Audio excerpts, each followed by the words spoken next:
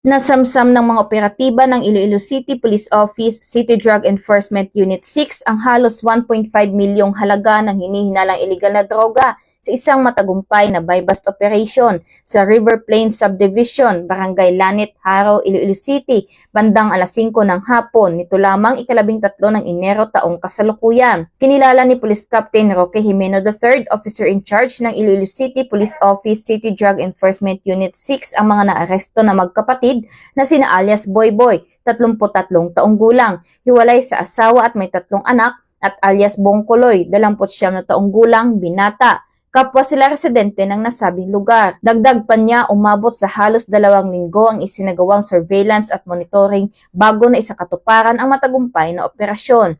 Sa operasyon, nakabili ang confidential agent ng isang sachet ng hinihinalang shabu mula sa suspect gamit ang 8,000 pesos bilang buy-bust money.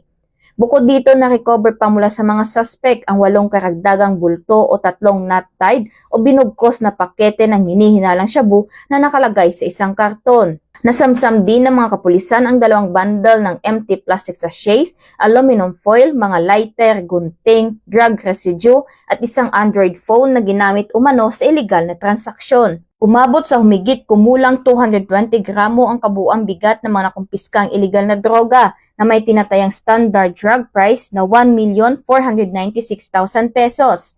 Kasalukuyang nakapiit ang magkapatid sa Iloilo City Police Station 3 at maharap sa kasong paglabag sa Republic Act 9165 o ang Comprehensive Dangerous Drugs Act of 2002.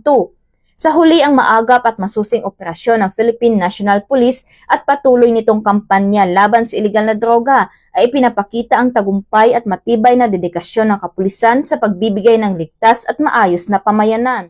Mula dito sa Police Regional Office 6, ako ang inyong PNN Correspondent, Patrolwoman Glidel Astrologo, alagad ng batas, tagataguyod ng Balitang Pulis.